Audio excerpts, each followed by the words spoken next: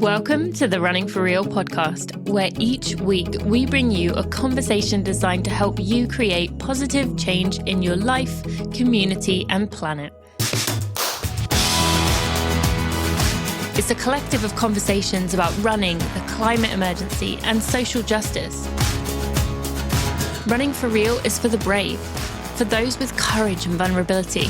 United by our love of running, we're driving momentum towards some of the really tough challenges we're facing as humanity. So come join me, Tina Muir, and let's get started.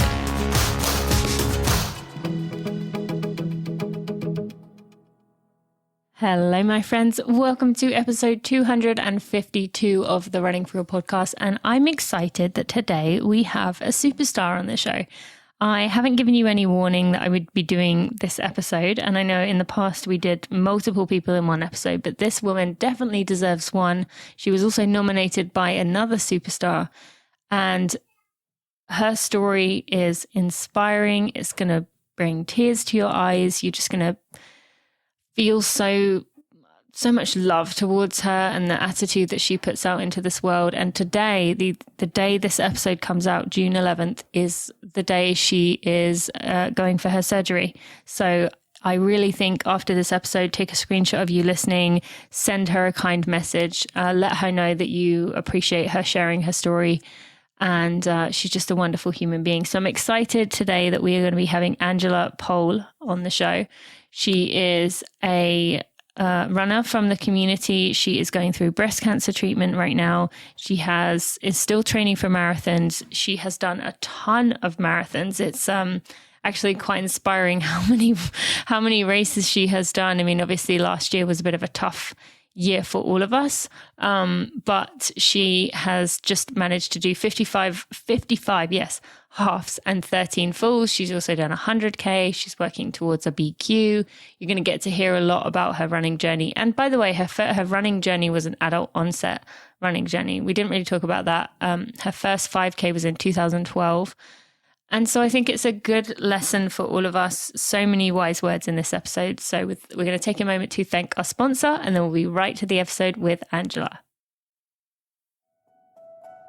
Thank you to Momentous for sponsoring this episode of the Running for Real podcast. And I mentioned to you a few months ago that they were making some really good changes about being more sustainable, thinking about products. And I'm excited that some of their products now, and they're moving them all eventually over there, are coming in these packages that are no longer plastic containers. It's going to give you 20 servings in one package. So that's less, obviously, waste going into the trash can.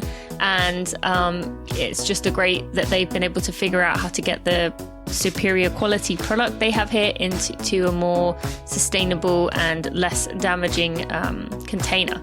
Now, I've been telling you over the past few months about the various products that I'm really enjoying, including Brain Drive, which I use for focus and I use in races to help me stay concentrated and able to stay focused.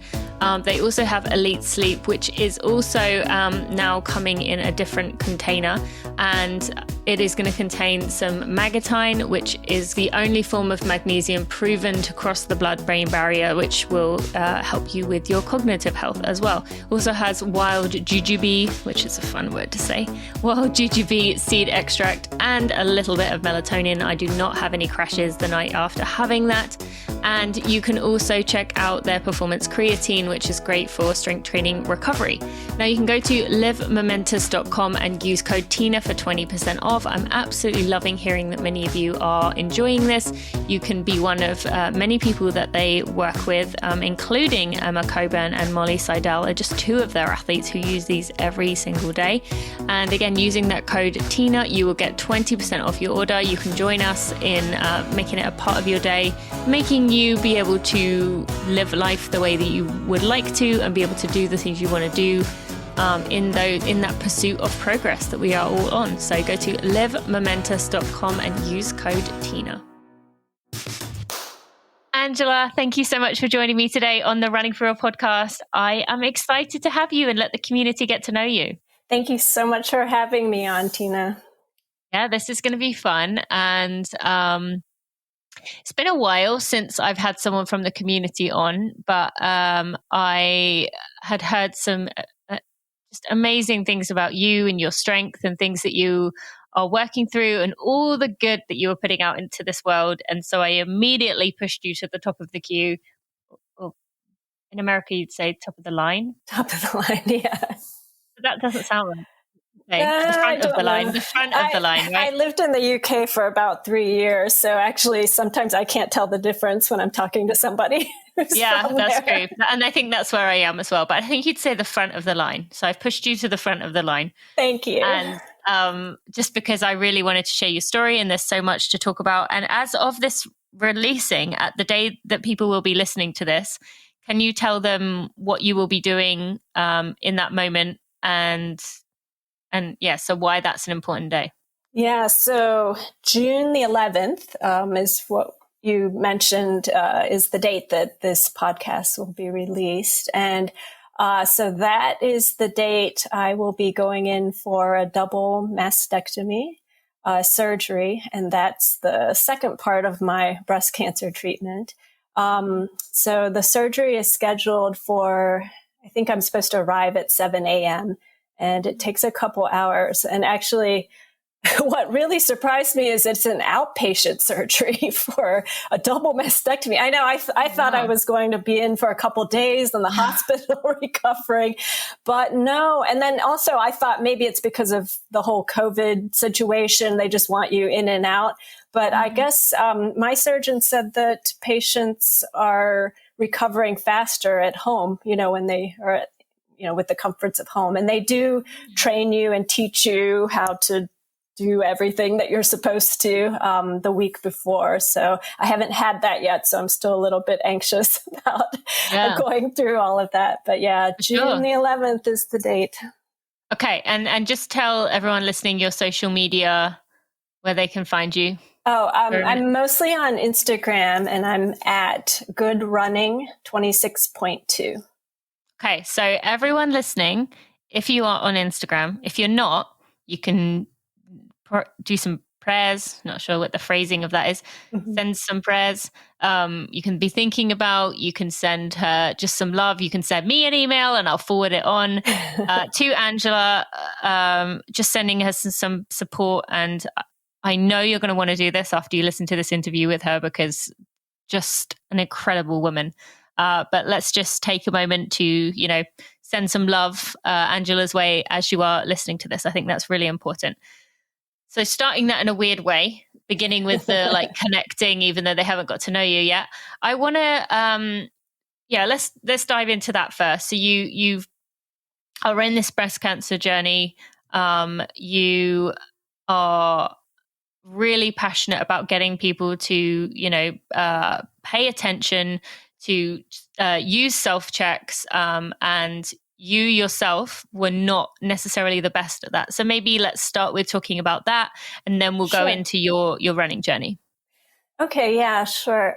So I guess for me, so I am 47 now and I think I don't know what the actual number is now, but usually they don't have you go in for a first mammogram here in the U.S. until age 40. That might be different now, but at least when I was being checked, the first time I was checked was when I was actually only 39, I believe.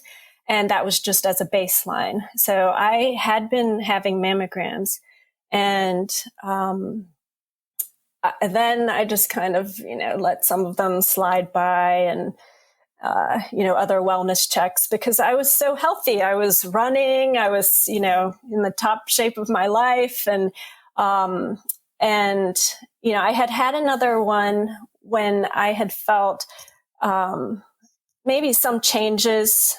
And I went in to have it checked. And at the time, everything turned out fine. They just told me that I had dense breasts, which is very common. But is also a higher risk for breast cancer. And so I was reassured, just lumps are normal, just, come back, get them checked regularly and self-checks as well. And so that's just something that I always did. And maybe a couple years ago. And I honestly, I did skip some mammograms in between, but I just kind of figured, well, I've been doing self-checks. I'm sure it's fine. And, and on top of that, I guess was just kind of naive, but a lot of people have since told me they had no idea about this either. But I just always thought that, breast cancer, that's like something that you inherit, right? And I don't think I have any family history of that. So I'm sure, I'm in the clear, I'm safe. And I also, one thing that I didn't realize is there are all different types of breast cancer. I just kind of always thought you have breast cancer, it advances in different stages and, maybe it's curable, maybe it's not. I just never really paid that much attention to it, to be honest. And let's see, so about maybe 2 years ago or so, I started noticing some more changes. And in my mind, I just kind of, maybe this was complete denial. I just thought, well, as you get older and, your body changes, that's fine. I did some self-checks, so I was aware of, what was normal for me. And I just kind of told myself that this was normal. Now, when I really started noticing some changes, like just the lump that they had previously told me was completely benign, that started to change in 2020, but kind of right around the time that we went down into lockdown. And at that time, for pretty much all of 2020, we were very, very self-quarantined and just not going anywhere. I hadn't even set foot in like an indoor anything, publicly. So the last place that I wanted to go was into a doctor's office or a hospital at that time. And I had myself convinced that, I was sure it wasn't breast cancer, but, what if I went in, to be checked for something like that and came back with COVID and then, you could die of that first. So I pretty much told myself for a long time, just wait it. Let's just wait it out. I'm sure it's nothing. And I actually, my mother had told me, at some point a couple of times, she had suspicious lumps and had gone in for biopsies and that never turned into anything. So I was further convinced with this evidence that I was in the clear. So let's see, we'll take this all the way toward the end of the year, and things were still changing. And I knew I needed to go in, but there was always some reason, or there was always some next date. I was in the middle of training for, a marathon, and I'll wait until after this race. I don't want to find out, because even if they have to biopsy, you have to take time out. I was training hard and things were going so well. And on top of it, I'd had my blood tested through, Inside Tracker, and they test all kinds of stuff, and everything came back fine for, the normal stuff, except for like some ferritin, and it's just the typical stuff. Mm-hmm. So through all of that, I thought I was doing a good job, being on top of my health, self-checks and things like that. I finally, after all of my races were done and I had promised myself, okay, now you will go in and we'll just get it checked. I'm sure it'll be fine. Or if it's not, then it's time. So I went in, and this was back in December, actually. And, they tell you, they actually, did a biopsy, the mammograms, ultrasound.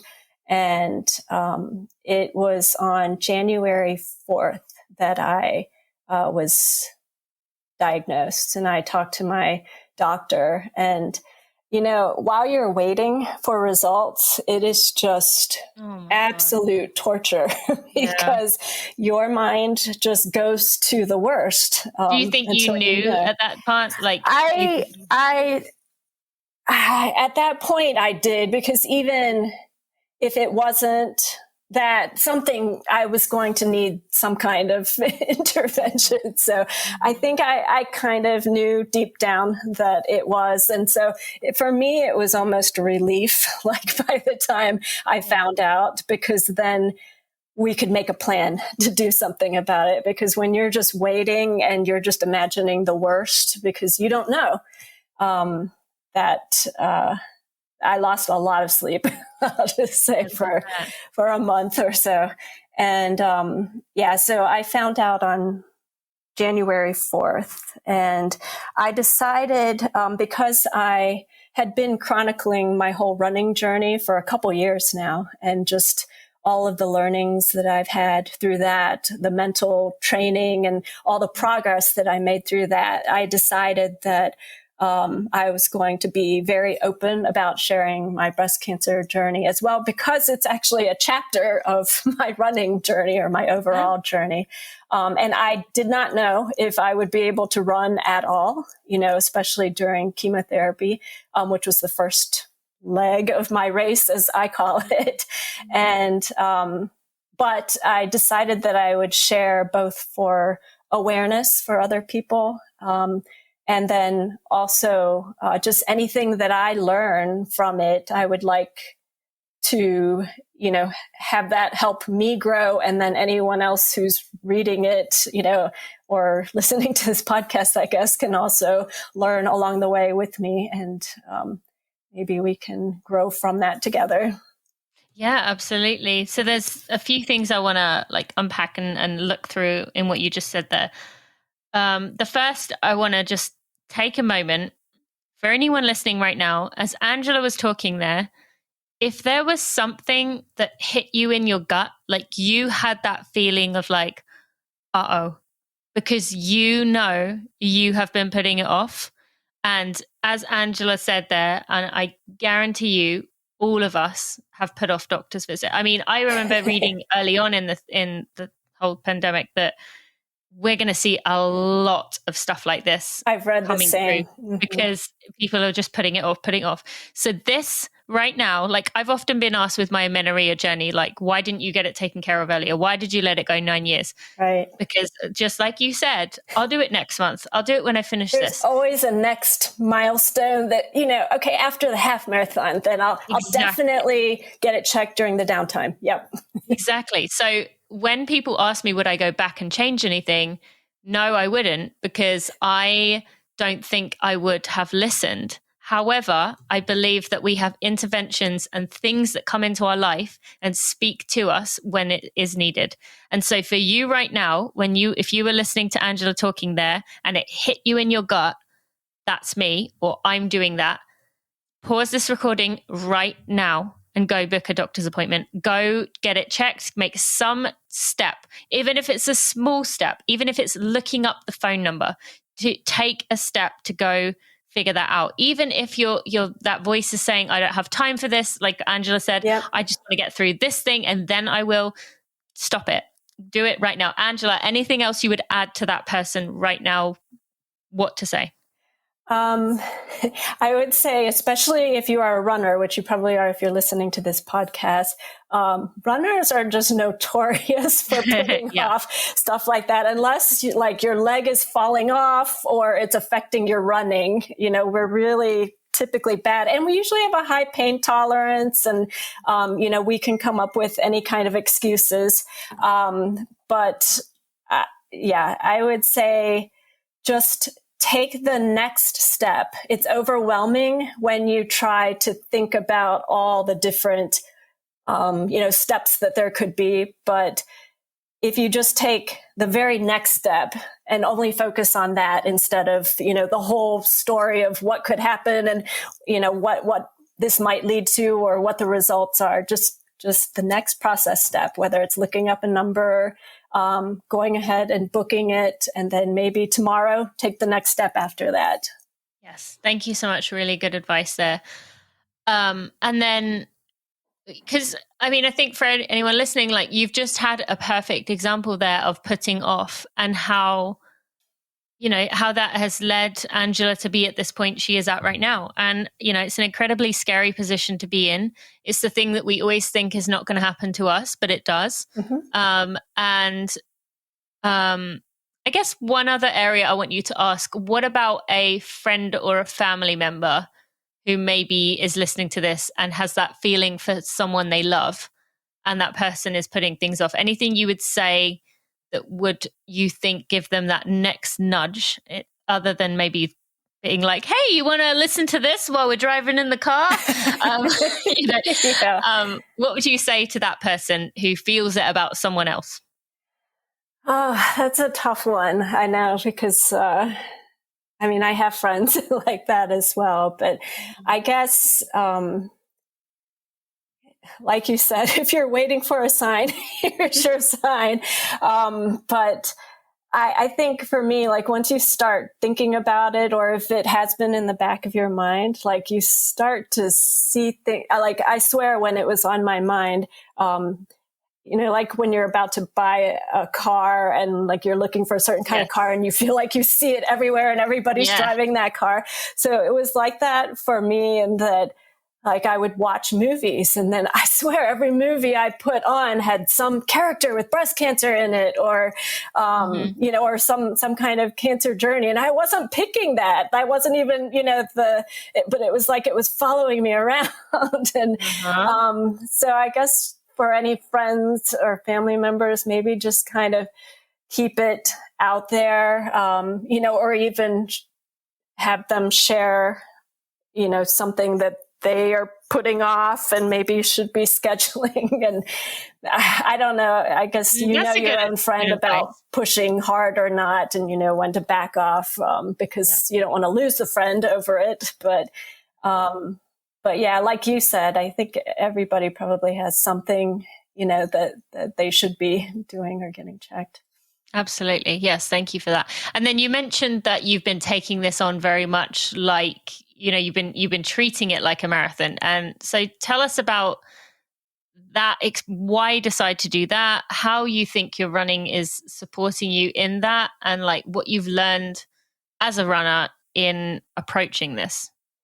Okay. For me, one thing that I learned, and I did do a post about this on Instagram, is that not everybody who goes through a cancer journey, I guess I'll call it, wants to be seen as a fighter or battling or a warrior. I just kind of always thought that, and I identify with that. And so for me, it's fine, if you want to call me a breast cancer fighter or whatever. But one thing that I've learned just from the community is that that's not for everyone. So you should listen to the words that they use to describe it themselves. Some people are on a healing journey. They find, they feel that the cancer is part of their body, so they don't want to fight their own body. Or in general, they might not want to use that kind of metaphor just because it has some kind of violence, associated with it. But for me, it's kind of a journey, but then I get super motivated when races are involved because I'm a race addict. And so I thought it would be kind of fun, if you can call this fun at all, to, pretend that this is a whole race that I'm going through. And actually, it's probably more like a multi-leg ultra marathon or something. Yeah. But just like you would approach that if it was multi-day or something like that, I'm just taking it one step at a time, really one day at a time. And that is something that I learned from running, about how to stay in the mile that you're in, not look, all the way down at the results or start worrying about that, because you just need to take it 1 mile at a time. And so that's the way that I'm approaching it. And when I put my message out there publicly about what I'm going through, I think it was on January 10th, I asked for people to basically line my race course with crowd support, because that's how I race the best. And of course, it's not for everybody. Some people want to be very private, and so wait, you mean like metaphorically? Metaphorically, yeah. Metaphorically. I was like, does this mean you're training for a race? Well, I am actually that too. I am too. But this was when I like what I'm talking about now is the whole breast cancer race or journey to basically a cure. But on the side of that, I am actually training for the Indy Monumental Marathon as well in November. So yeah, that would be great to have crowd support for that as well. Yeah, if you live in Indiana, better be Indianapolis at least. Definitely better come out there. But it's like, okay, so back to what you were saying. So you wanted people to support you. We'll go into that in a minute. But you wanted people to support you along the way of this journey. Yeah, and that is just, friends, other followers and family members. I know that I do better with that. So that's why I continue to share, not quite daily, but, just what's going on. I mean, I was already sharing my running anyway. So now I share that and all the side effects that I'm having from treatment and just trying to keep it real and honest, raw. And it's been amazing, actually, the response that I've gotten. Sometimes overwhelming because I just had such an outpouring of support, and it's like daily. I mean, I got so many gifts and messages and, and I really did. I sat there in my first day of chemo and just read all of those, and it made me stronger. So I really, really appreciate all of that. And I finished my 6th round of chemo exactly 2 weeks ago. We're recording this right now on May 25th, but you're revealing my secret. Oh, it's okay. You mean you're telling everyone that we're not recording this on the day it's coming out? Okay, it might not be live recording. You're fine. Keep going. Yeah, so 2 weeks ago I had finished my chemo, so I'm just kind of finishing up some of the side effects from that, and then I will have an extra week to recover before then going into surgery. And then there will be many weeks of recovery after that. And then after the surgery, actually, I find out if I am done with chemo or if I have to have another 14 rounds of chemo, based on whether or not there's any of the cancer left from the chemo. Now, it would be a different kind than what I had before, and it's supposed to not be as bad or as harsh, but it's still chemo, Sure. And then I have 5 weeks of radiation therapy, probably about a month after the surgery. So that's daily radiation for 5 weeks straight. And I'll continue to get infusions of an immunotherapy until probably about January or so.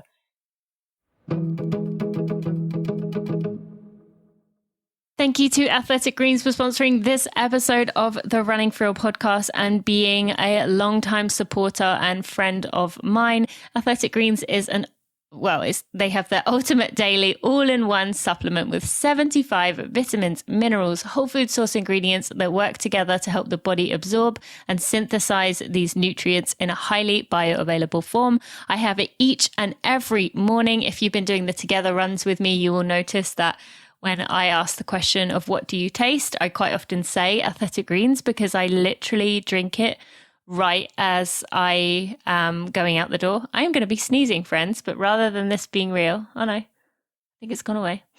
Yep, it has. I want to keep this in just because this is running for real. Definitely felt like I was about to sneeze there. Anyway, yes, so quite often I will say in the mornings on my Together runs that I taste Athletic Greens because I do drink it before I go out the door. It is, doesn't upset my stomach. I love starting off the day knowing that I'm get all those really hard to find ingredients and nutrients that I probably wouldn't get in my diet otherwise. It is an amazing insurance policy for your body. It's just a comprehensive approach to nutritional support. It can replace your multivitamin and mean that you don't have to take 27 different tablets every morning.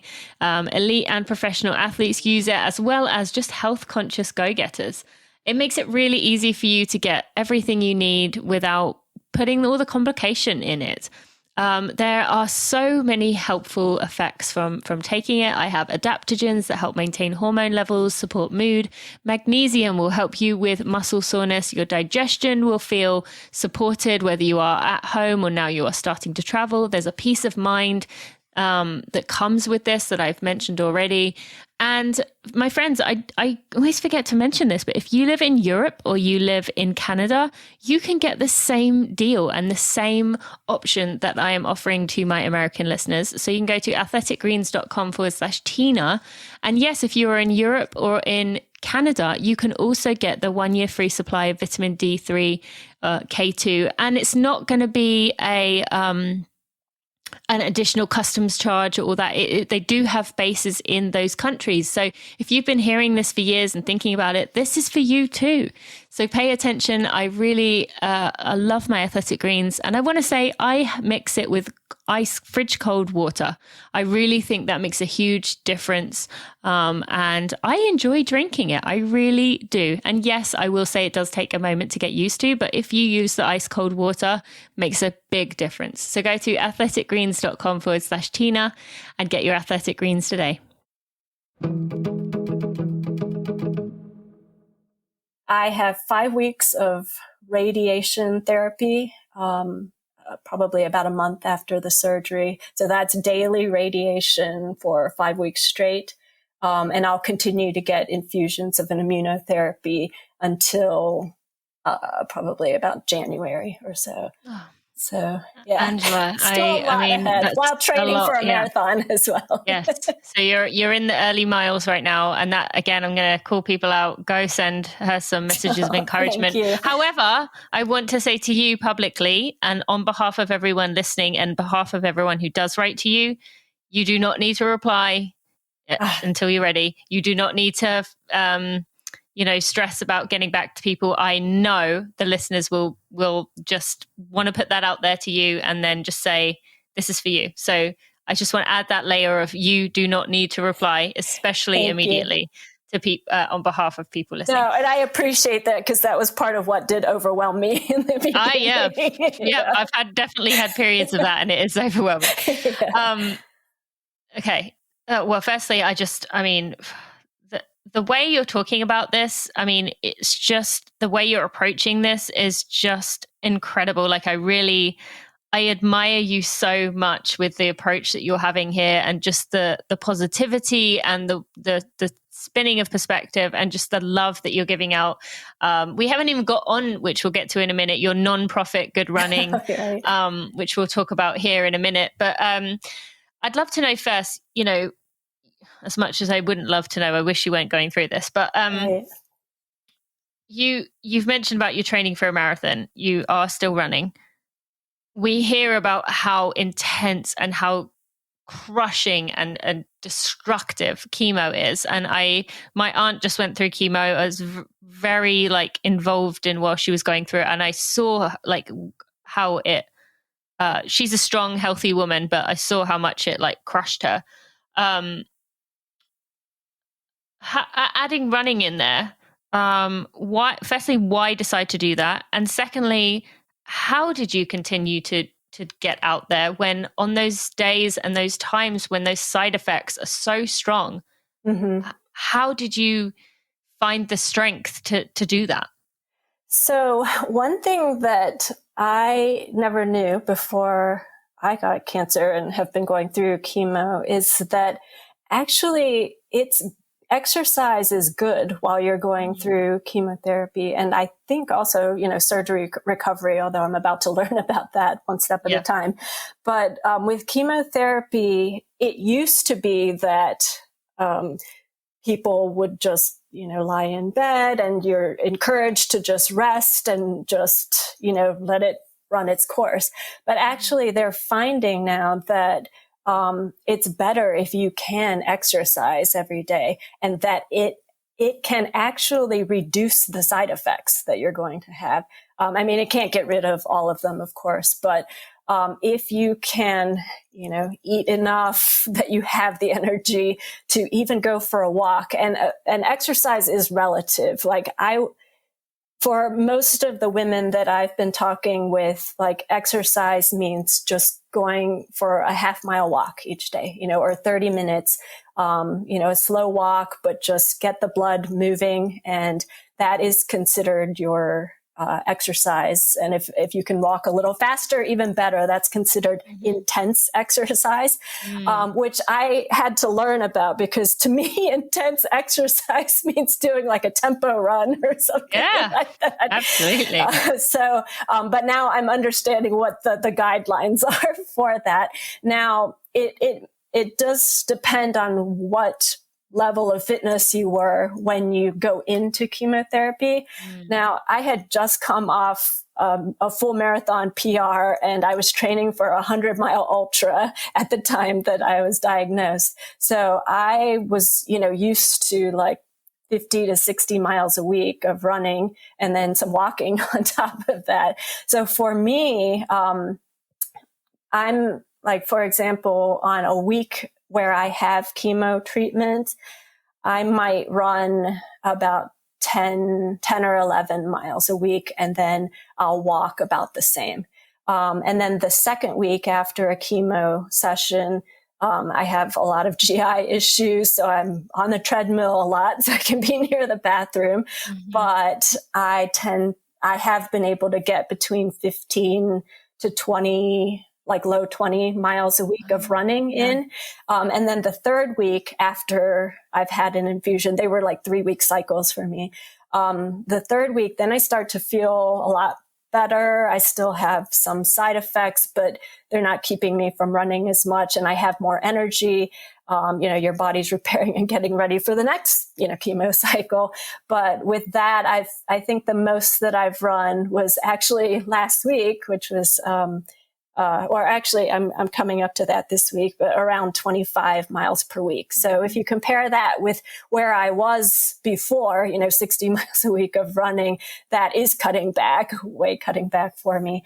And there's probably for me a chunk of days, anywhere from 3 to 7 days, that are my really bad days, which I will, if I can, I try to get out for a walk just for sanity and some air, just to get outside. And I joke that I have certain friends that come to walk me, so to get me out of the house and air me out.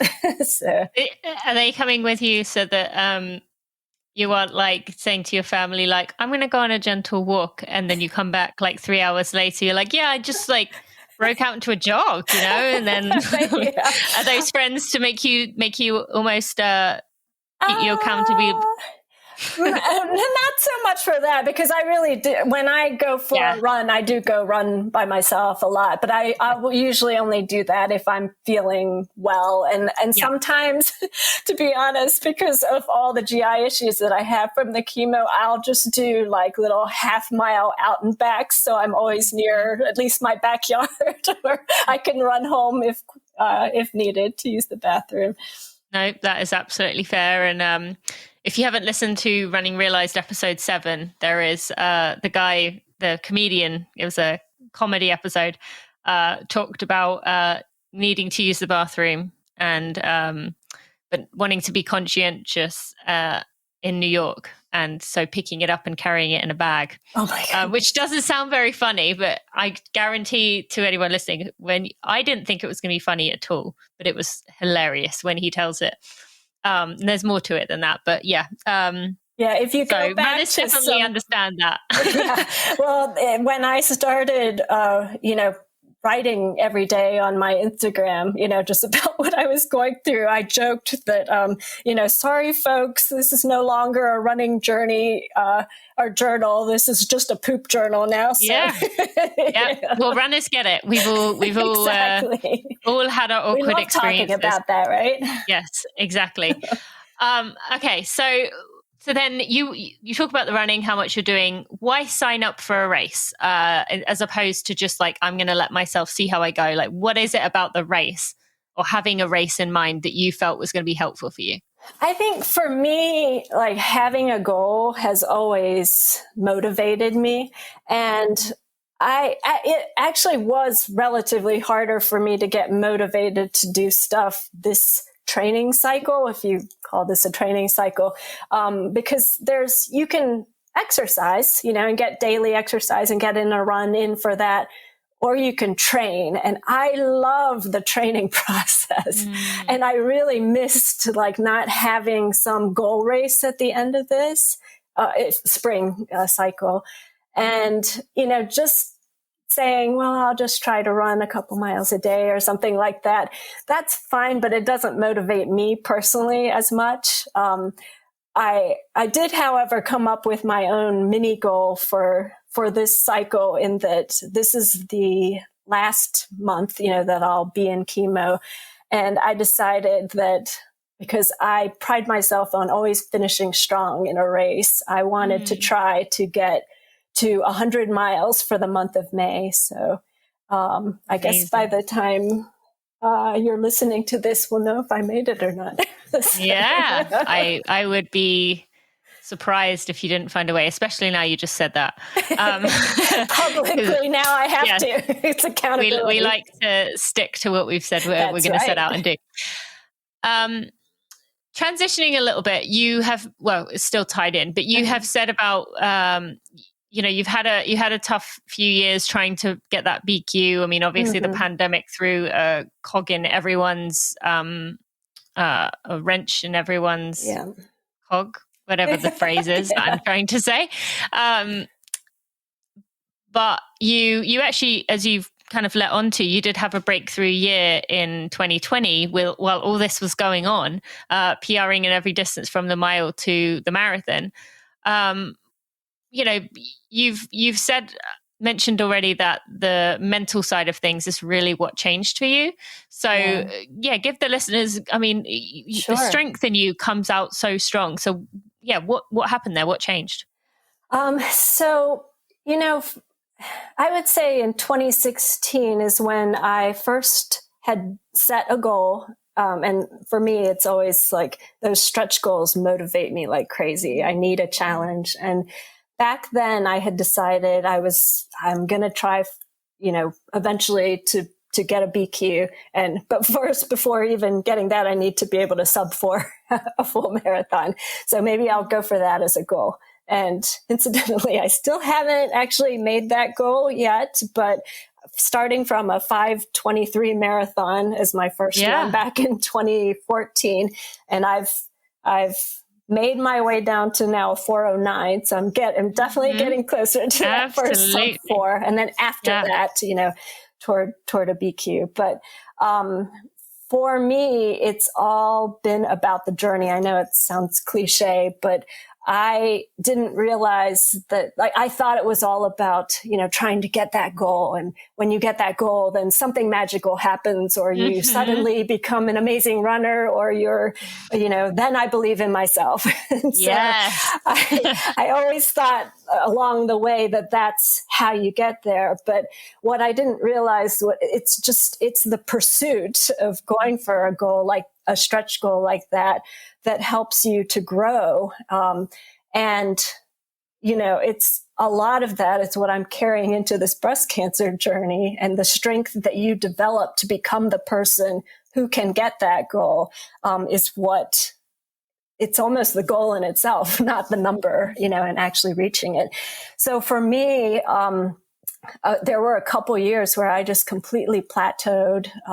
It's easy to get from when you haven't done very many races, very many marathons, it's easy to have some big PRs, because you're just, cutting down some of the time. But then at some point I did PR because I was kind of at my level right there. And I just was so frustrated. And I thought that, PRs are what I needed. And the harder I would try, like the worse it would get. And that's when I realized like I was just completely tying too much of my own self-worth to the results. And you actually run tenser, when you feel that pressure on yourself. And when you run tense like that, you're using up so much more energy. And so what happened was, I guess it was probably in 2019 or end of 2018, I started reading a lot of books, listening to podcasts, your podcasts, a lot of the mental training ones, especially, like anything I could get my hands on, about how to deal with the mental side of running, because I never did any sports or anything like that competitively as a kid. So I didn't really develop like those skills or anything until I started running as an adult at the age of 38, 39. So it was almost like I had to kind of backpedal and learn a lot of those things myself. So it was kind of just a journey of self-discovery. And when I would read or hear about a technique, I would then try it out on a run, and some things would work for me, some things wouldn't. Mantras tend to work well with me. They don't work for everybody. So I listened to like all these sports psychology podcasts and things like that to try to help myself.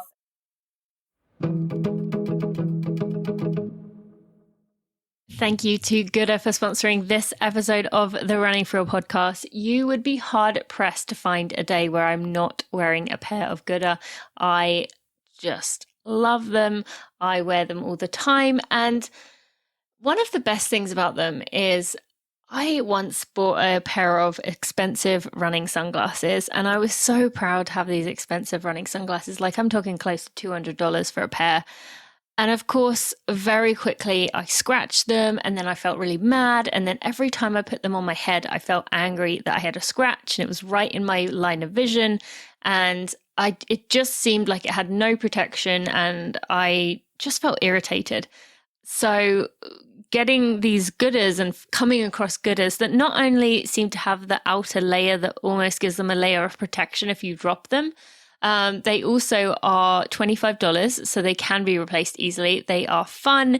They can match your personality. I have tons of them, and they are polarized, so they are also good for your eyes. Now, spring has sprung, and Gouda has some really awesome colors and designs for only $25, and some of the upper models are $35. So they're fun, they're fashionable, they're functional, and they are, as they say, affordable.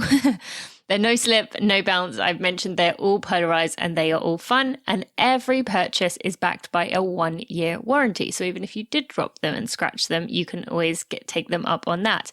There's a 30-day free returns if you're not feeling the pair that you just purchased, or it maybe doesn't fit quite right. You can go to gouda.com/Tina, and if you use that link and you purchase through my code, you'll automatically get that 30-day free return. One more thing I want to mention about Gouda, I've said this before, they are 100% carbon neutral, which obviously makes my heart very, very happy. You can get 15% off your entire order by going to gouda.com/Tina. That's 15% off at Gouda, GOODR.com/Tina. And some of my favorites are a ginger soul. And right now they have one called Bosley's Bassett's Hound Dreams, which are pretty awesome and pretty fun to use. So be sure to go to Gouda, GOODR.com/Tina to get yourself 15% off. Mantras tend to work well with me. They don't work for everybody. So I listened to like all these sports psychology podcasts and things like that to try to help myself. And I think probably the key was just letting go of the need to reach the goal. And when I did that, like things really started to come together. I mean, there were other physical things that I was doing differently as well that helped me end up with a PR in every distance in 2020. But I would say those two, the key things for me were just learning the process of believing in myself. For the longest time, a lot of people, an old coach had told me and friends had told me, you just don't have that self-belief. You need to believe in yourself. And I just didn't know how to do that. You're like, great. Yeah. I know that. Like, what do I do? But how do I do that? Yeah. And so I guess that if I could, give advice, and I have just through, my, the things that I journal about with the running is that it is a process, and it isn't that you can just from one day, you have these deep rooted beliefs where I don't believe I'm a fast runner. And you can't just put a mantra out there and say, I am a fast runner, because if you don't believe that, I guess in psychology terms, that's cognitive dissonance. And so your brain will just say, nope, no, you're not. So you can write it on your hand. You can, do all of these things, but you actually have to go through the process and step through it. And actually, if I can relate this, back to the breast cancer journey, something that I learned. So I used to listen to all these running podcasts, and now I'm listening to a lot of breast cancer recovery podcasts, because what I am learning is that actually the tough part mentally is not right now, believe it or not. Right now, I'm in a battle. I'm in survival mode. And so you're just kind of like, okay, one step to the next, and you're just busy. You're fighting this, and you have all this support around you. You have all of this. What I'm learning from these podcasts is that the difficult part of recovery is actually when your treatment is done. And hopefully, you've been told there's no evidence of disease. We're done. We've stopped the treatments now, and you can go back to living your life now, go ahead. And that's when a lot of women just break down at that point, because all of a sudden, it just like all comes over you. And one thing that I learned is that this was a podcast called Survival is Insufficient, episode 65. I guess if you have some deep rooted belief, like this is the example that the podcaster gave was, let's say your self-belief is, I'm unlovable. Okay. So you could start with a mantra, like, you might be led to believe that you could just say over and over again, I'm lovable, I'm lovable. And then you'll just, automatically somehow believe that. But it depends on how deep rooted that is. And you might need to fill in those ruts. And so it's not that you can just jump from one thing to the other, because your brain just won't really accept that. And we have these cognitive biases, right? So if you think that you're unlovable, and then everywhere you look, like you gather this evidence that goes toward that, that belief. And it's similar with running, where if I don't think I'm going to do well in the race, I look for there was that one workout that I skipped, and then I skipped this long run, and you just keep looking for that evidence. But you need to step through it. So what is the very next thing that you could tell yourself? So if you go from I'm unlovable to, well, there might be someone who can love me. And then you go to, well, I might be able to love myself. I think I can love me. Then you move to the decision, I will love me. If I can love me, then I am lovable. And if I'm lovable, then someone else can love me. So she uses this example of just all these different steps. Now, it might take you, I don't know how long, to get there, depending on how deep rooted those things were, but you have to be patient. And you have to work this, like you have to put work into this in order to get from one step to another. And so this is something that I'm taking back into my running journey now and really reflecting on, like, what are some of these deep self-limiting beliefs that I have about my running. And at the moment, it's, for example, this is just one, I kind of thought when I found out I had breast cancer and then I have to go through chemo and go through this whole year, like, I guess I've already peaked, that my running, I'll never be the runner that I was before. And I hadn't even realized I was telling myself that. And, if you look at my paces, they're definitely a lot slower and everything.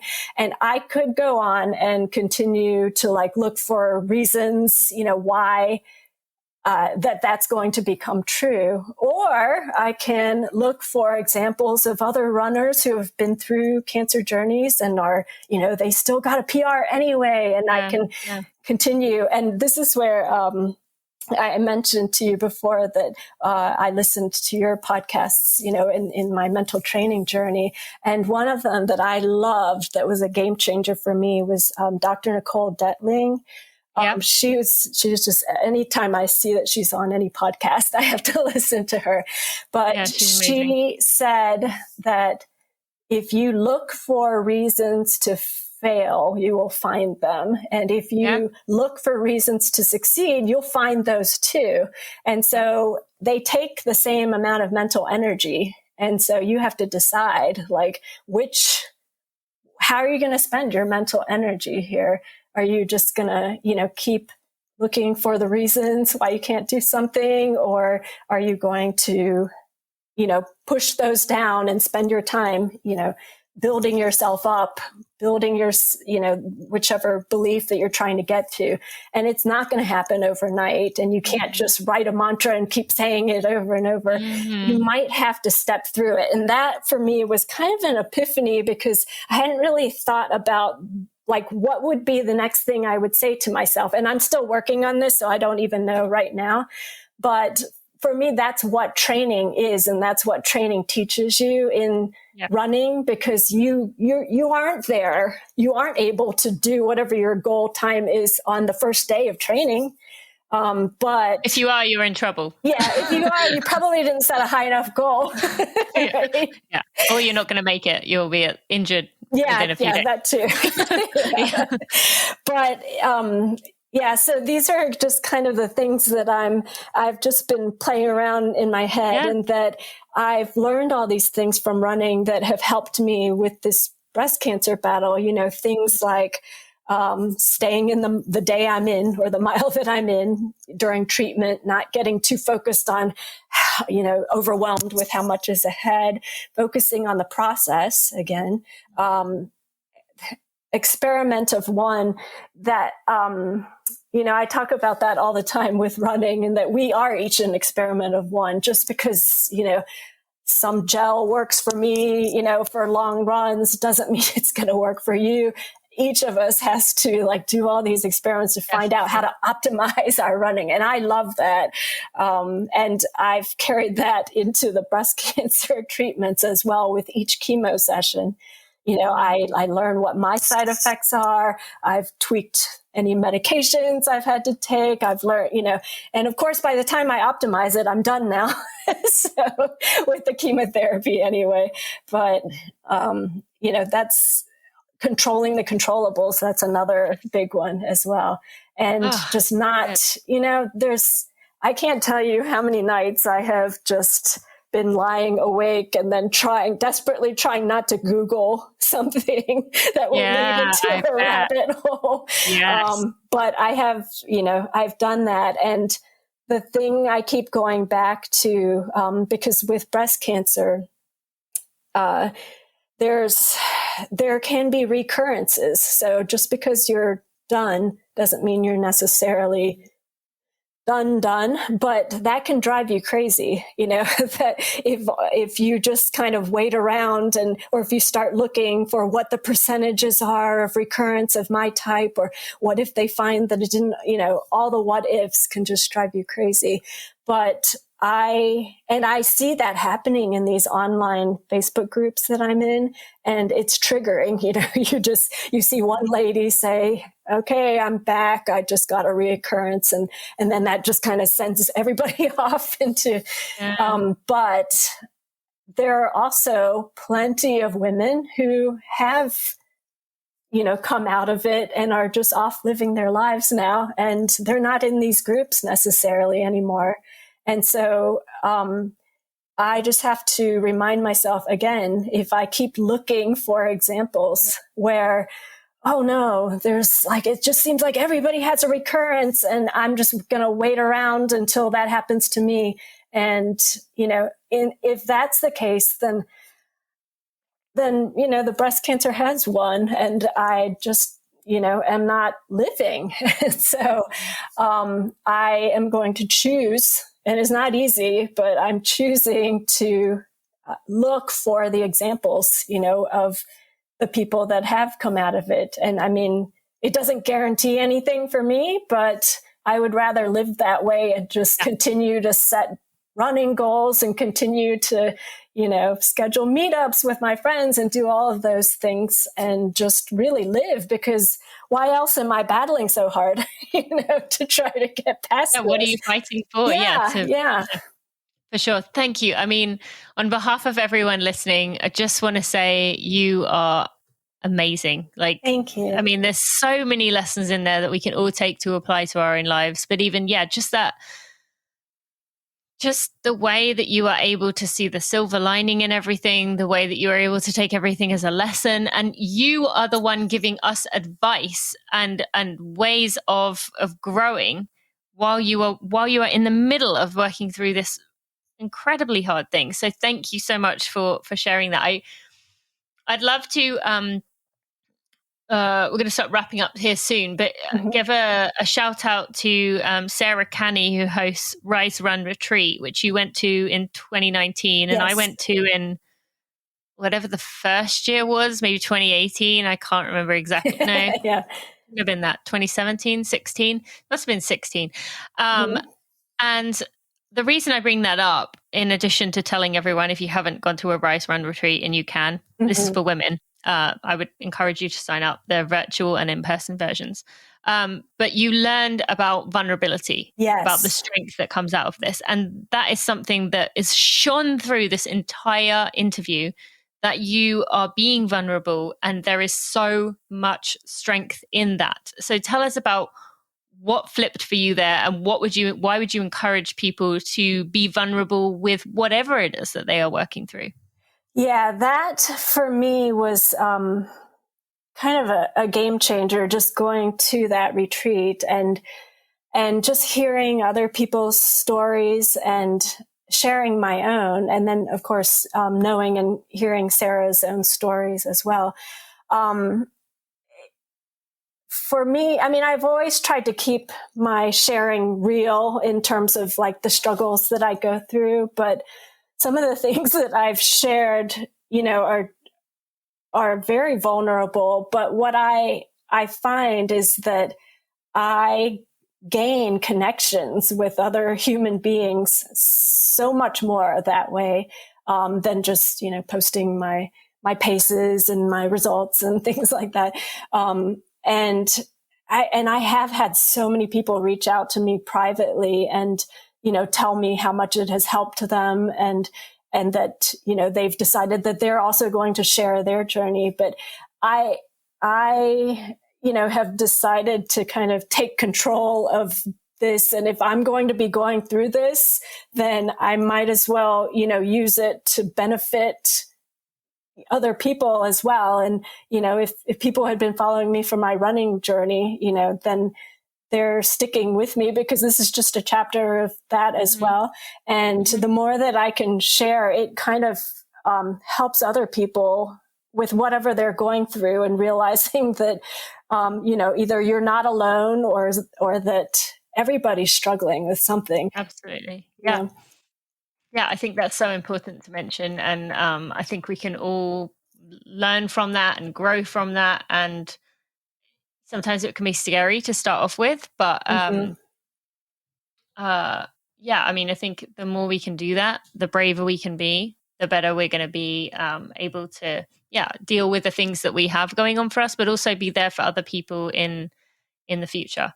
I'd love for you to share a bit about good running, and what it is, where people can learn more, and how they can support you with it. Oh, absolutely. So Good Running is a nonprofit that I started with my friend Kelly in 2016. Actually, I can't believe it's been so long now. We're still primarily a local charity group, and really it boils down to we're a group of runners that care about our community, and we love to run, and every month we decide on a nonprofit to benefit. And if you'd like to participate that month, you donate, usually it's $20, directly to that organization that we pick, or whatever the theme is that we pick that month. And then I help gather like raffle prizes and things like that, so that every mile that you run or walk, or every 20 minutes of exercise that you do and you log, becomes a raffle ticket. And so at the end of the month, we have raffle prizes, and it gives us the opportunity to do some good together as a group of runners. And so we've done this every month now since 2016, and have benefited so many organizations this way. And we are still primarily, in Northeast Ohio, although it is a virtual group. So it could be done pretty much anywhere that there's a group of runners that care, about some cause and want to do this. So it's something that I'm passionate about. And I know that there's an opportunity to grow here, or to, encourage other groups to do that within their communities as well. And it's something that I'll be working on just as soon as I, kick breast cancer to the curb. I love that. And do you know now what the June cause is going to be? For June, we've decided to benefit mental health charities. So to participate, so we do a Facebook group. So that's, primarily how we have the online community in the Facebook group. But I've been kind of dabbling a little bit with doing some in Instagram as well, in that if you do want to participate, you can, just DM me or message me through that. And we're doing mental health related. I didn't pick any particular one. We tend to like smaller charity groups just because the amount that we raise each month, which is usually $1,000 to $2,000, can really make a difference for that organization. But if, there's some mental health related charity that has helped you as well, that's an opportunity to give back to them, to give back to the community, while having all of your exercise, possibly earned you some really cool raffle prizes. So would you encourage someone listening to donate to Good Running to give on behalf of one of those charities that, if you're saying they're local, or would you say it's better for someone to look for the local version in their area? Look to the local versions of your area, and just donate straight to them, and just show proof of donation to be able to participate. Okay. And then from there, you will give them the raffle tickets from there. That's okay. Right. All right. Then I will definitely encourage people to do that. And I'll put lots of links in the show notes. Angela, thank you so much for joining me today, for just the inspiration that you are, for connecting with me. I've loved getting to know you more. Definitely encourage people to go follow Good Running 26.2 on Instagram. Go send her a message of support, for this is going to be a tough day as this comes out. And anything else you want to say? No, just thank you for having me on. I really appreciate it. No, I appreciate you. And I don't want to call out our secret squirrel who pushed you towards me, but thank you to that person as well. And not pushed you. I already knew you, but I mean, he recommended you to come on here. So thank you to that person. You know who you are. And just appreciate you and all that you are doing. Thank you. Before we end this episode, I just want to take a moment to shout out my podcast editor, Jeremy Nessel, who has done such a wonderful job of looking after my podcast, taking out all the mishaps in the episodes, while still keeping in the vulnerability and the realness and the rawness of the conversation. This is not one of those podcasts where I take out the ums and the ers and the sometimes the delay in words, because I think it's very important to keep that authenticity. We're surrounded by perfected and manicured everything, and I think it's really important that Running for Real stays that way. So thank you to Jeremy for your work. I also want to thank Maria Vargas and Amber Moore, who are also part of my team. They've been a big part of this community and me being able to build this brand. So just want to give them a shout out too. All right, let's get right back to the end of this episode. What a woman, huh? So inspiring. Appreciate her. Be sure to go send her some well wishes today. Take a screenshot of listening to this episode, share it, and say how much you appreciate her bravery, her courage, her strength, her attitude. There's so much about Angela I admire. And I think we can all learn from her, especially what she said about getting things checked, not pushing things off. Such an important lesson in there. So I appreciate her vulnerability in sharing that with us. I want to take a moment to thank our sponsors, Momentous. You can go to livemomentous.com and use code TINA for 20% off your order. Go get yourself some of that brain drive. I've loved hearing that some of you have been enjoying that as well and finding that it's helping you to concentrate and helping you to stay focused in your races. That's really important. Go to livemomentous.com and use code TINA. You can also get yourself the 1-year free supply of vitamin D with your Athletic Greens order. I always enjoy seeing you sharing these as well, saying how much it's helped you. I take mine religiously every morning, and you can get, that 1-year free supply of vitamin D by going to athleticgreens.com/Tina, and that will put that right in there for you. And finally, thank you to Gooder. There is rarely a day that goes by where I do not have a pair of Gooders on my head or on my face. And they are comfortable, they're fun, they're affordable, they're fashionable, they're all kinds of crazy colors, and I just love it. They're also $25 even before you use this discount code I'm about to give you. But all you need to do is go to gooder.com/Tina, GOODR.com/Tina, and that will get you 15% off your order at Gooder. And you can go check out some of my favorites. They are listed there on that link. Thank you so much for listening. I will see you on Monday for another Together run, and then next Friday for a regular episode. Have a great weekend.